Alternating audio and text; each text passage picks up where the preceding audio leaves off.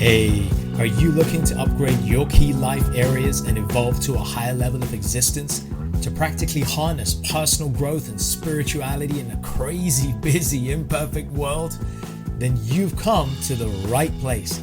My name is Prash, and this is Urban Spirituality, the show which uniquely fuses ancient wisdom with contemporary self-growth and spiritual disciplines to deliver value-adding tools, traits, and insights to help you unleash your fullest potential. We always keep it real, featuring authentic, unfiltered dialogue with guests from diverse backgrounds to inspire, entertain, and enlighten all who listen. So get ready for your dose of urban spirituality. Be present and let's dive in. Good day, good evening, and greetings, everybody. I hope you're doing well. It's a time when we should be celebrating. The new year is upon us. It's a new decade, and many of us are getting ready to have an incredible year ahead. And one of the nice things about being in the position, I'm based in London, and London is one of those places where the weather is always unpredictable. But one thing you can count on is people grabbing a new year by the horns. People are in their thousands across the country, joining gyms, making New Year's resolutions, trying out different things like veganuary, being vegan for a month, or dry January, no alcohol for a month. And what's heartwarming is to see people's joy and determination to take on new habits and shed old ones. And so it's a really good time to be around. But I wanted to use this session here to bring to our attention something that I think all of us can relate to, and that is about what we eat and our diet. Now, I want to take a different angle to what we all talk about normally. Now, we're all aware of this this understanding about you are what you eat. But here's something interesting. A lot of the coaching clients that I have been emphasizing and trying to implement new habits around eating. And one of the biggest things I'm getting from many of my coaching clients is, hey, Prash, my mind isn't right. I'm eating the wrong foods. I want to lose weight. I want to get to this weight. Or I want to tidy up my act. And I want to drink no more. And so everybody seems to be focused on how they can improve their diet to improve their health. And of course, that's a very admirable thing. And we should all be careful of that. See, the thing is, just as much as consuming indiscriminate food can harm our physical health, and for that matter, our emotions, so what we consume through our other senses could have an adversely bad impact on other areas of our life. Let me rephrase that. You and I both know that if you are taking on a new regime, if you're starting to cut out unhealthy foods, you're going to start to see positive gains in your health. We've all probably had that experience. Certainly, there's probably not many people out there who've not had the reverse experience, eating indiscriminately, eating too much of something and suffering. So we know intrinsically, and we hear it all over the press, everywhere, everybody tells us, every guru and every personal trainer and every health advisor tells us, be careful of what you eat and your health will improve. Many of us have had that positive experience. For myself, for example, when I started to take a plant-based diet, I noticed positive improvements in my cholesterol and my blood pressure, so many other things, and I was already a healthy guy. And so I'm sure it's true for many of you as well. But the one thing we're not talking about enough is what we're consuming through our other senses. Let me focus in on a little bit about this. So we are consuming food, and I'll start with food because I think that's a great analogy. So with food, for example, let's take a situation. You know that, for example, sometimes you end up overeating. Now, why? Why do we end up overeating or eating too much of something? One reason is because of our emotions. If we're in an emotionally heightened state, we end up consuming things that we perhaps shouldn't do, too much of something that we shouldn't. We've all had that feeling, right? Having an ice cream tub and getting through it because we're feeling upset, or grabbing for a drink or a few extra drinks when we're feeling down. Okay, so when we're in an emotionally heightened state, we end up consuming food or drink that we shouldn't do, or in the quantities that we shouldn't do. Therefore, our emotions are a trigger to unhealthy eating. But there's another trigger. Our senses. If we smell something, right? You've been into a supermarket or a grocery store and you smell freshly baked bread and you feel like, oh, I got to go get some, or a cake and you want to get some. So our senses, our sight. How many times have you sat there watching TV, you see an ad for pizza or something, like, I want to have some of this. So in this similar way, our sight, our smell can distract us into eating something that we ought not to do, or eating more of something that we don't actually need. How many times have you gone and eaten something that you didn't actually really need to eat, but you just ate it because you smelled something that was great, or you tasted something that was great and you wanted more, you watched something. And so our senses are also responsible for dragging us into unhealthy decision making when it comes to food. Boredom is another thing. If we're distracted or bored, we end up eating more than we should, or eating the wrong things. Our company is another key thing. The people that we hang around, because they're eating, we're out in a social place, we feel, let's have another drink. Let's go and grab a little bit more food. And so in this way, all these other variables feed into our quality of what we eat, and therefore the health that we have as a result. So similarly, I want to talk about what we're feeding and consuming in other ways. Now let's think about this. I want to deconstruct it a little bit into several areas. Look at what we read. Let's start with this. What we're reading. When we read the newspapers, when we're reading books, what kind of information are we consuming through reading negativity? Largely, a lot of the news in every day is negative stuff. What are we consuming when we're taking in negative information frequently and on a daily basis, for example? So we need to start becoming aware of what we're reading.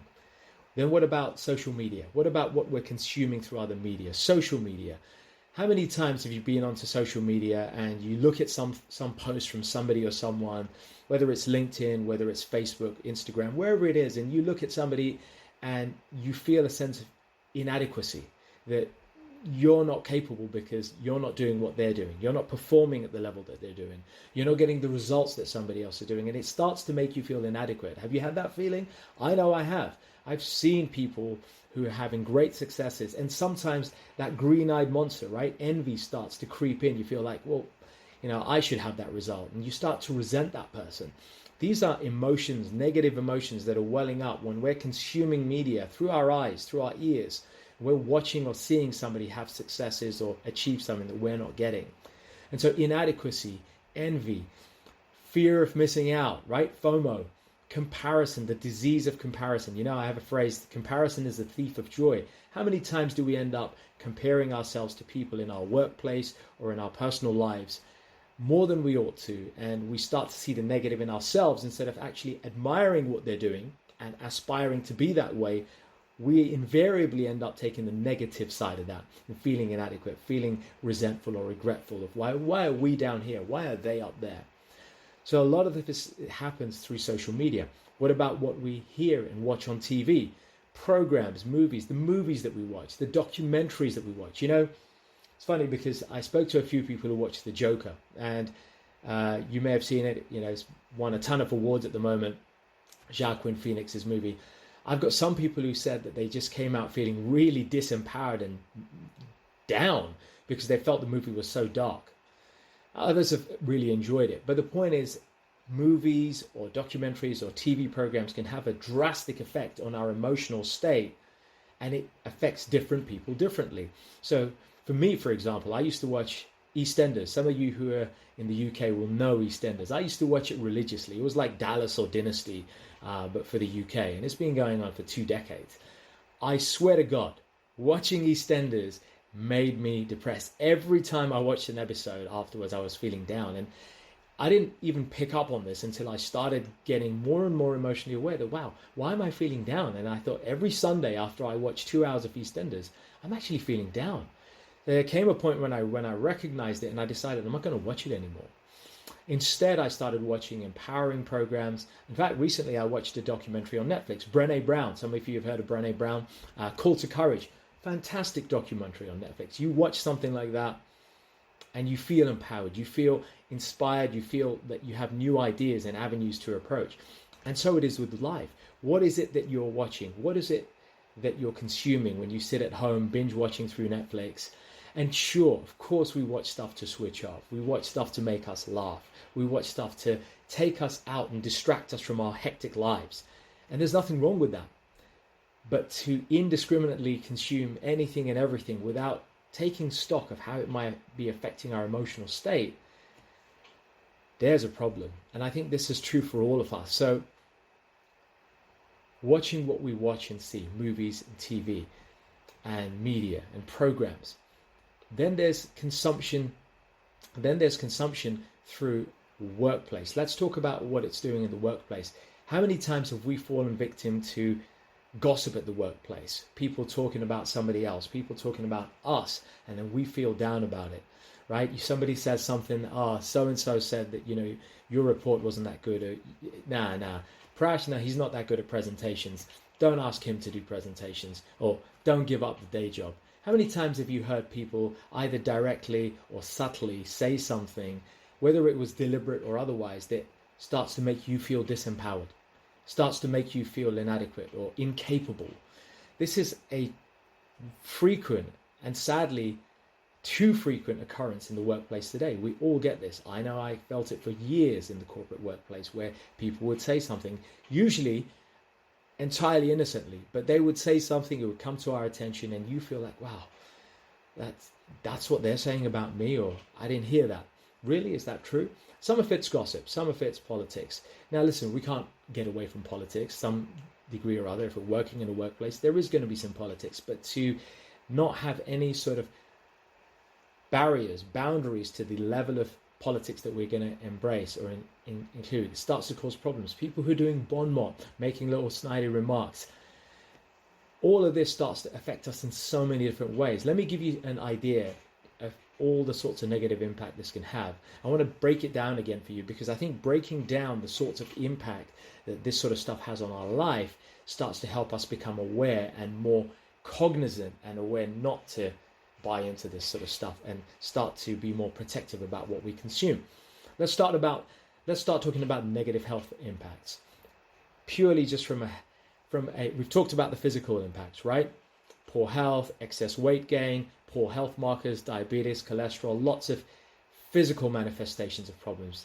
Let's talk about negative health impacts on our mental state.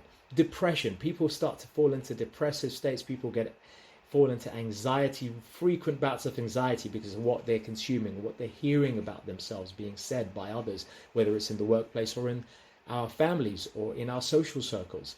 Depression, anxiety, ADHD, we start to become really distracted by what's going on. Let's talk about behavioral impacts.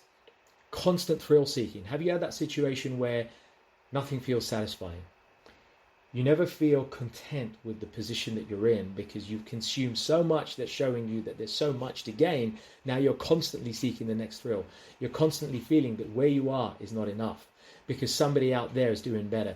Somebody else is saying you should be doing this. But where did that come from? It wasn't from you.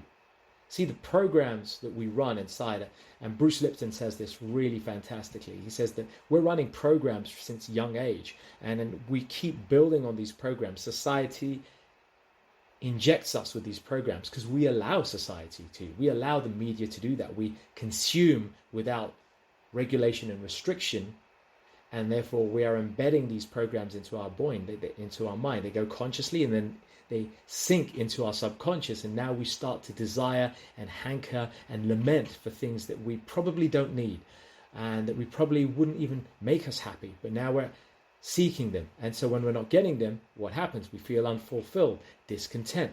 What else happens on a behavioral standpoint? We start to withdraw. We start to become insular. We don't hang around so much. We're not the same person in front of people that we want to be. We're not ourselves because we're constantly feeling this sense of inadequacy or lack. We start having poor performance in our work. You'll maybe have experienced this in your own life where you've had a bad episode at work, you've had a frequent amount of negativity coming at you from colleagues or from the results that you're getting or the feedback, and now you're starting to deliver poorer results. Your performance is down, you're feeling down, you take time off sick, you don't want to be around the workplace anymore, you don't want to be around those people. Again, so you start to withdraw. So withdrawal, detaching yourself, and that starts to lead to weaker and diminished social and professional relationships. We start to deteriorate in those regards. We don't start to perform as well. Then let's talk about our emotions. Inadequacy, disempowerment, guilt, shame, regret. What about anger? How many times have you felt angry because you've consumed something or you've heard something and that's made you feel that way? Greed. As I said before, we start to feel like we need something out there we don't really need because we've consumed it. So a lot of these negative things start to come to the surface, and they probably are happening in our lives, and we probably don't take stock of it. And that's the funny thing. We don't take stock of what's going on in our lives enough to recognize how these things are affecting us behaviorally, emotionally, physically. We often only see the physical impact, and we often only associate it with food. But of course, as I'm trying to enlighten us in this session, there are so many other areas where it's happening. And for us, the key is for us to start to get more cognizant of what's happening, to become more aware of what's happening in our lives. So I want to share a few strategies of how we can do that. And I want to say that these aren't just theoretical. I've been working with clients, both in the professional corporate workspace, private clients who have benefited from employing these very strategies. Some of them will be common to you and they'll be aware, but let me bring them out. So firstly, opt to change the source of consumption. So you can start to change what you're consuming. So here's a simple example. Instead of, for example, playing games on the train on your phone, right? A lot of people are playing all kinds of games on their phone and apps. Instead of playing games on your phone, you could use it to read something on Kindle or an audiobook. Here's another example. Instead of listening to music all the time, you could change that to listening to podcasts, empowering episodes of wisdom coming out at you, different podcasts for different things, professional podcasts, podcasts for your personal life, urban spirituality, the podcast that I run. There are so many podcasts that you can tune into to start to empower your mind and choose to reduce the amount of music you listen to and opt for podcasts. Same with watching TV and coming home and relaxing. We can choose to watch a movie to switch off, and that's great. Or we can choose to reduce the amount of TV series that we watch and maybe watch a documentary instead. So this first tip is about changing the source of what we consume. Okay, second tip, learning to practice mindfulness. It's that big M word again. And that M goes with another big M, meditation. But let's talk about mindfulness here. We're all aware of this term mindfulness. But here, specifically, what I'm talking about is several factors. One, becoming more aware of our self-talk. See, a lot of the times that we feel disempowered, a lot of the stuff that makes us feel down and behave badly or have negative emotions or make poor decisions is because of our own negative self-talk. Our own inner critic is being the cause of those negative actions. So we are the victim of our own poor consumption due to our inner talk. So what we've got to first do is start to become aware of negative self-talk. Start to realize when that voice in our head starts to tell us, oh, you can't achieve that. Oh, you're never going to be able to do this. Or now go and enjoy that thing over there. It's going to really get you happiness, when it truly doesn't. In fact, how many times do we end up chasing something and then getting the same fix, whether it's through consumption of alcohol, through another substance, or through certain types of entertainment, and we find that it actually leaves us kind of cold and not really satisfied. It's a flickering moment of happiness, a flickering moment of pleasure, but you don't really get lasting happiness out of it because the mind has taken us this way. So starting to become aware of our self-talk and our mind and where our mind wants to take us is the first step. How do we do that? Each time we're feeling the need physically to reach out for food or to watch a certain TV program, we can catch ourselves and say, wait a second, is this the best thing I could be doing with my time right now? Or could I be doing something else? With food, is this something that I really need to eat right now? Am I feeling genuinely hungry? Or am I eating because there's something else going on? There's an emotional trigger. There is a boredom trigger. You get what I'm saying? So starting to catch yourself before you engage in the act of watching, reading, hearing, going out to that night out with a whole bunch of friends and consuming a bunch of calories, whatever it is, starting to catch yourself in the act is going to be a major way to start to break that pattern and to make a better choice. Talking about other tips, let's talk about cutting out certain sources. So this could mean cutting out certain types of food. We do that with our food, right? We go on a diet, right? So we're going on a diet of, in the physical sense, we go on a diet, right? We give up alcohol, we give up meat, veganuary, or we're giving up certain foods. So I want to invite you to extend this to other areas of your life. You could go on a diet of TV. For example, X number of days a week, you could choose not to watch TV in the evenings when you come home and instead opt to read or to find some other source of inspiration or switch off time. It could be that you cut out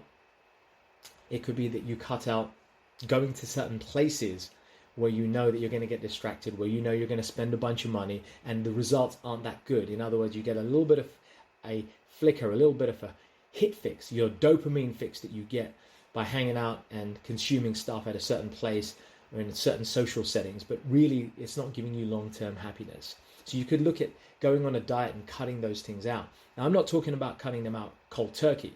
You could cut them out a couple of days a week. You could take the approach that you're going to just diminish the amount of entertainment that you're going to take in from TV, or you're going to reduce the amount of time you hang around with people. And let's move on to that. This is a tricky one. There may be people in your life that you can't cut out. They may be your work colleagues. They may be your managers. They may be your family. You may not be able to cut them out, but you can change the way you deal with them. In work, if there are people who annoy you or who wind you up, but you know you're still going to be hanging around them, then you could actually choose to change the modality by which you connect with them. You could choose to email with them instead of talking to them. Or you could reduce the distance by having a go-between work with you. So think and get creative about how you can reorientate your dealings with certain people who bring negativity to you or who rub you up the wrong way. How can you do that? Think about that in your workplace and see how you could change that. And in your personal relationships, think about how you can change the dynamics. Maybe it's a family member where you're not getting on real well, or there's something negative. Maybe you could suggest to them to do something different, like go on an activity together. I'll give you an example. One of my clients, he's not having a great relationship with his partner right now. One of her biggest complaints is he's a workaholic. He doesn't spend enough time with her, and whenever he does spend time with her, she's nagging at the stuff he's not doing, and it's winding him up, and he's constantly talking about how she doesn't recognize all the value he's bringing from his work. So I suggested to him, I said, look, here's an idea. If you can get a babysitter, why don't you just twice a week go out for a walk? The two of you go out for a walk, or do a yoga class together, because they both kind of enjoy physical stuff. I said, why don't you do it together and consciously agree that during that time you won't talk about your work and you won't talk about the domestic. Choose to think about something else to talk about. Now, he started to engage that, and initially it was tough because they didn't necessarily want to go somewhere together. But once they started doing it, they started to find other people that they were hanging around with and other subjects to talk about outside of these other areas. And they started to rebuild their connection. What I'm saying is sometimes you've got to go sideways to go forward, or sideways to go up. You've got to work around certain things in order to start make progress. So I invite you to try that with your colleagues. I invite you to try that with what you consume and what you hear. Change what you start to do. Change the options of what you consume. Reduce the things that you consume. Go on a diet of what you consume. Commit to yourself to reduce the amount of things that you watch, hear, or the amount of news you read. Use your phone. You've got fantastic apps. We can use these apps to track the amount of time we're on social media, or the amount of time we're watching TV, or heck, the amount of time we're sleeping. We all know this. So let's use these apps for our advantage rather than apps controlling our lives. So hopefully that's been useful, and I'd love to hear how you're using technology and your own tips and ideas to help to refine what we take in, because ultimately the take-home message is here. If we can learn to refine what we consume, not just what we eat, but every other source coming in through our senses, and including our own self-critic, if we can refine what we consume, including our self-talk, we can start to improve the results in every single area of our personal, emotional, physical, and spiritual health, and in our careers. Hey folks, thanks so much for listening. I really hope you enjoyed this episode, and as with all our episodes, found something to inform, inspire, and empower you in your personal and spiritual journeys in life. As always, feel free to leave a little love through your ratings and comments, subscribe, and share it with those you care about. And take your personal and spiritual evolution to the next level by joining us on one of our unique events, workshops, or retreats, or taking advantage of our personal and professional coaching packages. Find out more about us at mantratherapy.co.uk. I'm your host, Prash K. This is Urban Spirituality, and we will catch you on the next episode.